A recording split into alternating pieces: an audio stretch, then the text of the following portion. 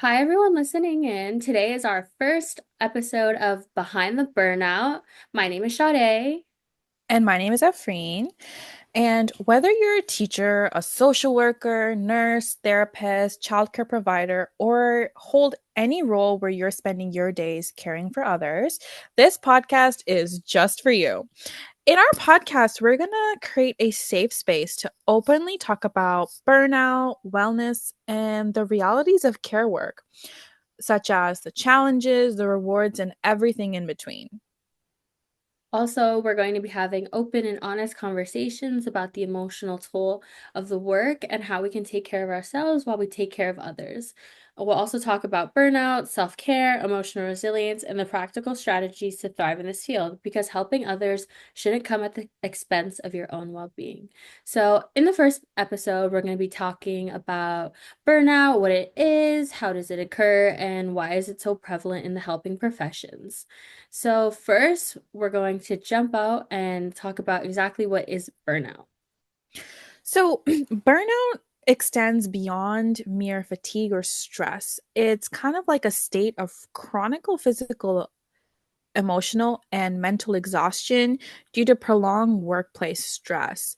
In fact, the World Health Organization, also known as WHO, officially recognized burnout as an occupational phenomenon in May 2019 when it was included in the 11th revision of the International Classification of Diseases. It's not categorized as a medical condition, but rather a work related syndrome resulting in unmanaged chronic workplace stress. So, as from what I'm hearing, like who is defining this as like something that has been happening in workplace, um, where stress from work, stress from clients, stress from your environment is leading to this sort of burnout feeling. And so they also define burnout in three dimensions, which is feelings of energy depletion or exhaustion, increased mental distance from one's job, or feelings of detachment and negativity toward work. Finally, a reduced professional efficiency, which means lower motivation and effectiveness at work. And I think for me personally, burnout is more than just being tired. It's like focusing on that built up of exhaustion that you've been pushed to your limits for too long. Um, Whether it's physically, mentally, or emotionally, it leaves you feeling completely wiped out. And honestly, many people just think that the feeling of wiped out is just being sleepy, right? But it's not that. It's kind of like that heavy weight of stress and feeling overwhelmed that it's hard to shake off, making it tough to enjoy anything you usually love. Honestly, I totally agree. I think like the feeling sleepy is so real because I feel like I can't Hmm. up and I can't work a day now without feeling like tired midway through, Hmm. especially because I'm not a morning person and for my internship I start at 7, so which means I have to before 6.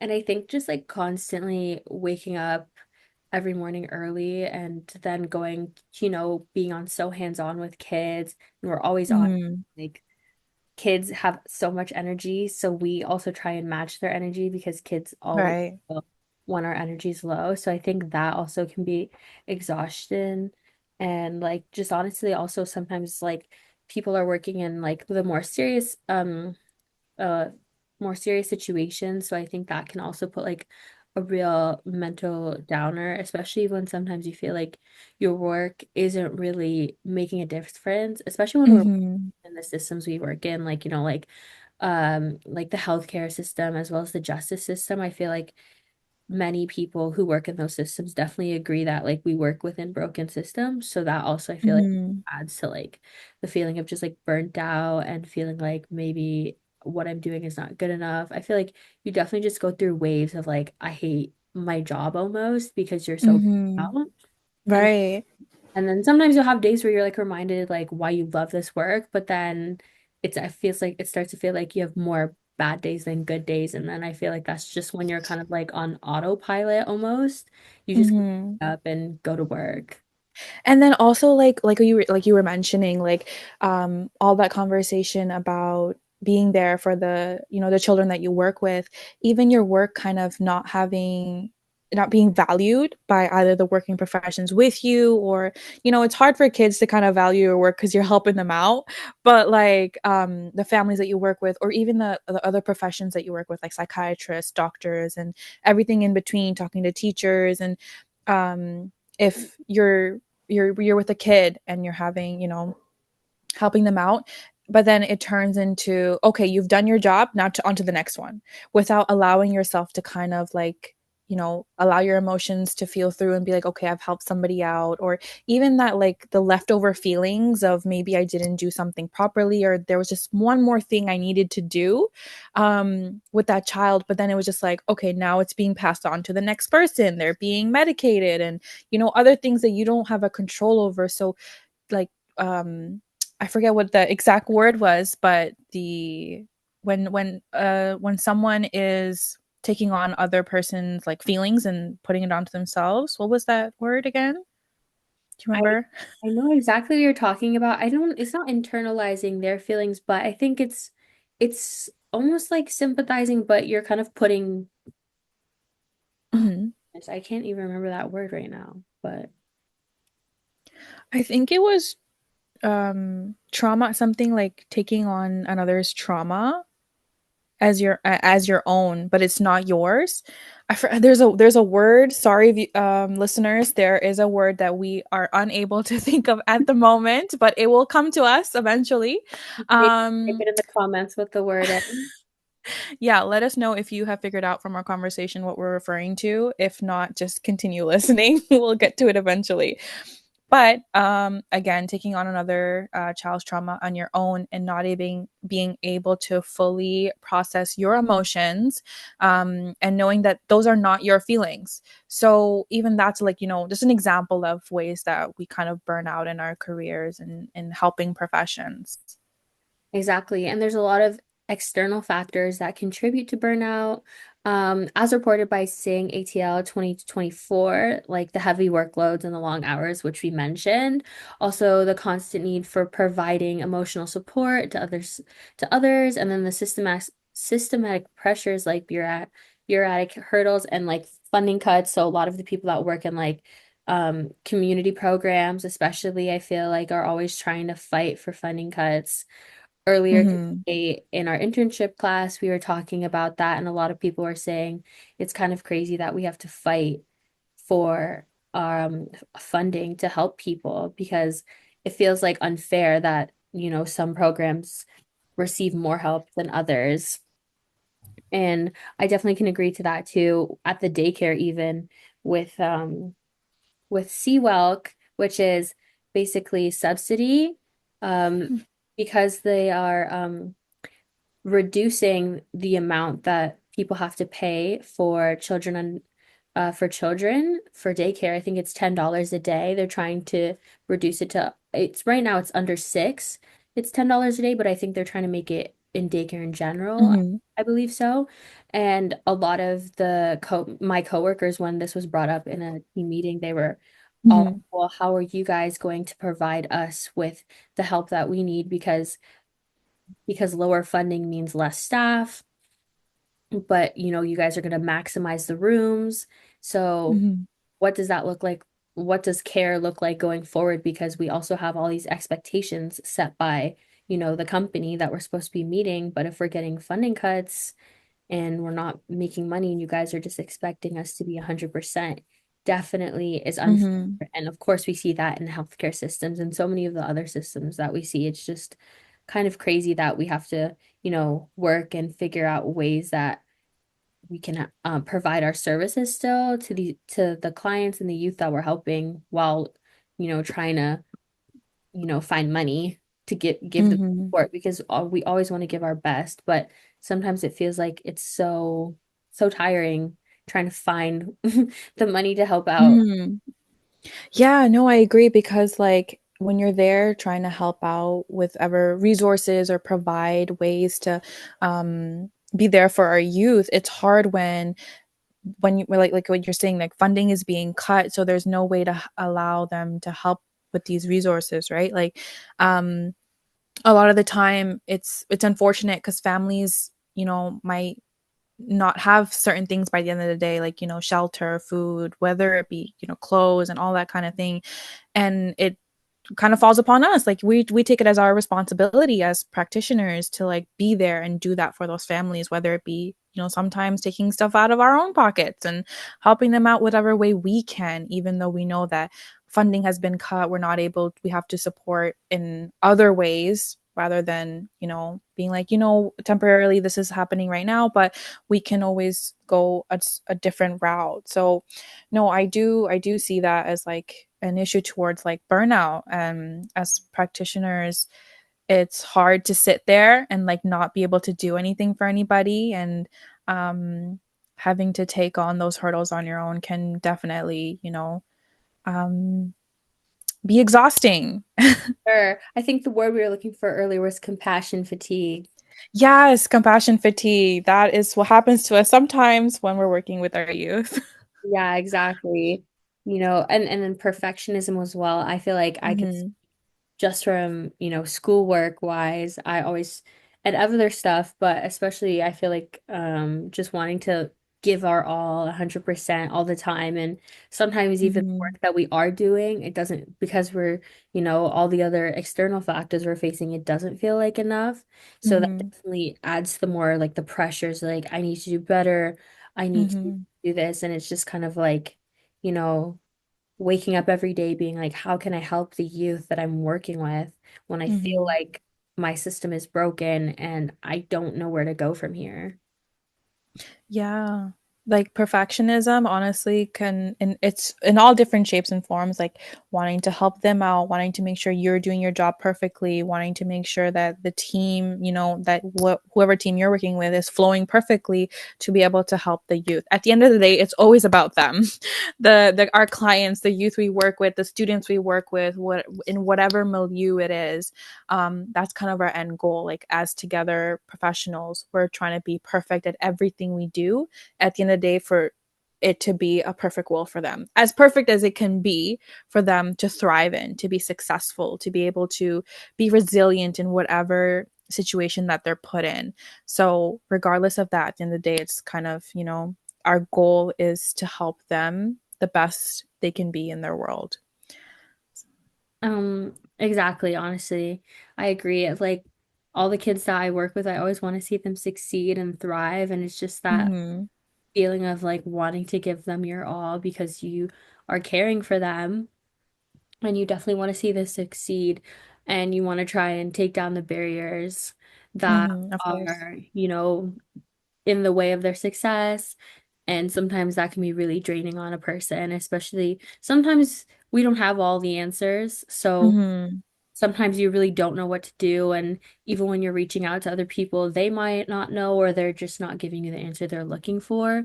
So sometimes that can also just like, add that pressure. And then you're Mm-hmm. constantly thinking about work too. I know a lot of people or people that are on call, especially sometimes they're not able to really be at home and just keep Mm-hmm. it separate. Their life and work kind of goes hand in hand, especially when they're on call or, you know, they're waiting and looking out for patients, or sometimes they work overnight shifts. I definitely know, or they work actually like within like group homes or residential homes. So I definitely Mm-hmm. think that can also be a little hard to separate sometimes too in your work. Mm-hmm. I feel like a lot of people actually experience burnout. It's reported that about like almost 85 percent are facing exhaustion in public health workers, and then Mm-hmm. 87.7 of them uh don't feel engaged in their work anymore, as seen by Singh ATL 2024. And because the WHO has stated that it's no longer a workplace issue, sorry, it is a workplace issue and it's no longer focusing on an individual perspective. They are trying to create like evidence-based guidelines for like mental well-being in the workplace because I know before, it's kind of like, okay, you're just like tired. It's kind of almost like we've like the workplace culture is kind of normalized, like, you know, Mm-hmm. being like on no sleep. You're kind of like you're like telling your coworkers like, oh, I feel like I'm so tired all the time. I'm feeling like I've lost my passion for this, and it's kind of Mhm. almost normalized to be like, yeah, same. And I feel like when everyone around you is kind of like just agreeing, it's kind of hard to feel like, where do we go from here? Because like everyone's Yeah. feeling like this, and it's kind of like, what can we do? Yeah, and I also feel like all of these feelings kind of increased after COVID, right? Like COVID, when COVID hit, like we already were experiencing burnout, but now we're experiencing it in different ways. Like when it came out, everything kind of the world shut down, right? There was nothing, you couldn't go anywhere. You had to be very careful when you left the house. And then in that case, like how do we protect our clients? How do we protect the ones we work with? Because you want to make sure that they're staying healthy, that you're okay, and just maneuvering that conversation, that building that relationship virtually became so difficult for individuals because it was harder to, having to have a conversation online with knowing that they can just pull the plug. And then knowing that you are not being able, and when I say pull the plug, I meant like turn off the computer or anything like that. Um, turn off the Wi-Fi or whatever it is to stop having that conversation. So then now your brain is going into overdrive. How do I help out the youth that I was just working with? They just completely shut me down. And then that's when it comes in the overworking hours. You're finding different ways to talk to them, different ways to have discussions. And then it kind of just, you're forced to take that home with you because you're working from home now. So that I felt like opened doors to having more burnout conversations, more being like, oh, I haven't had time to myself, like sleep is out of the window and self-care kind of, disappeared because you would go out, maybe get your nails done, your hair done. You might, go to the gym. That socialized experience to be able to help you manage your emotions, that kind of disappeared during COVID. Uh, So, mhm. oh, sorry. No, it's okay. Go for it. Oh no, I was just gonna say I totally agree with like the virtual aspect because as CYC students, I feel like it definitely increased almost the burnout we were feeling because like Mhm. it's saying some people are it's harder sometimes to be engaged. I for one can say sometimes like I find Yeah. myself having to really be like, okay, just focus for like this much. Mhm. And of course you're sitting down for long hours Yeah. versus like, being in the classroom or like in the lecture hall, you're kind of almost more engaged because you're right then and there. You can see the professor, they can see you. So that, like definitely Mhm. our clients were definitely feeling that way too, not being able to just see us in person and versus like the internet. And then also on top of that, not everyone has access to the internet or Mhm. like a space where they can openly talk. So I feel like that definitely stressed a lot of people out for sure working in the helping professions because it's like just going into kind of this new way of like helping people not really seen before and Mhm. it's kind of more normal now to be virtual. Yeah. So it is kind of I can see there are benefits to, virtual stuff because sometimes, Mhm. you can reach a larger group. Uh, but like I said before, sometimes the lack of resources might contribute to not being able to, but I feel like if you can have like a good grasp on virtual and find ways Mhm. to keep it engaging with, Yeah, just to find that balance. yeah, exactly. And sometimes maybe even like 3 days virtual, three, Mhm. 2 days in person or 2 days in person, 3 day virtual, maybe just having like a good schedule for you instead of maybe just Mhm. fully remote work. Yeah, no, I agree because I feel like when we started like with the COVID and the lockdown and everything, it was very hard to maneuver that. But I feel as time has gone on, we have kind of bettered ourselves and how to go about that. Like, like you mentioned, like having off days at home, then working in person and kind of having to manage and schedule and balance your own life. And so a study, according to Singh et al., that they did in 2023, revealed that public health workers redeployed to COVID-19 roles were 1.1 time more likely to experience burnout, underscoring the impact of overwhelming workloads and stress. So, again, like burnout doesn't just affect our professional lives, it spills into our personal lives, impacting relationships, mental health, and even physical health. Yeah, I totally agree with that because like we said, it is kind of hard to sometimes separate your personal life and Hmm. your work life. So people can definitely see, and sometimes if you're always busy doing work and you feel like you have no time, you feel like your work isn't good enough, you're just gonna constantly be in your head. So you won't really be able to engage in your personal life. And then as well, because you feel like you have no time or you're constantly working, that's when you kind of start to feel like you stop doing like how you mentioned earlier, nails and hair and Hmm. stuff like that, all the things like self-care, going to the gym, even just taking a walk sometimes, or just Hmm. doing the hobbies that you love because you feel like you have no time and you're constantly like on and you're feeling burnt out. You just want to sleep. You're feeling tired. You just don't even want to engage, and sometimes sleep is seen as like, an escape because you don't really think when you're Hmm. sleeping. Obviously you dream, but and sometimes even that could not be an escape and you could be stress dreaming Hmm. essentially. But I feel like oh my gosh, lost my train of thought there. No, that's okay.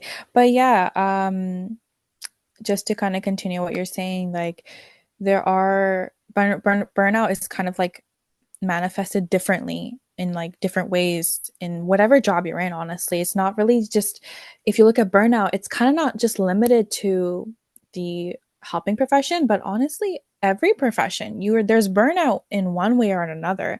And whether it's a police officer, a judge, a lawyer, like you have your own business, you're an entrepreneur, like all of these jobs have burnout in one way or another.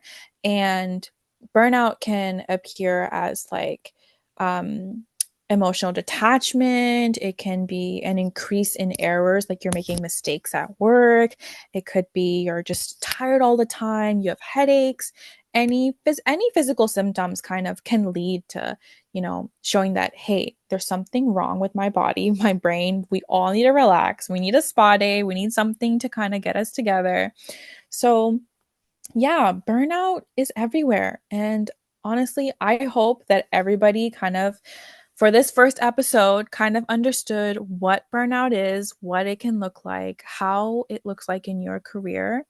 And hopefully, you know, we're going to talk about maybe in our next coming up episodes of what self care looks like and Yeah. other topics regarding burnout. Yeah, of course. We're going to look at ways to manage it and hopefully try and prevent it because we want to keep that passion alive for all our careers because what we do is so important. Mhm. But yeah, so thanks guys for listening in. Tune in next time. Look forward to our episode. Of course. And just before we go, wanted to mention if we are going to create a few posts.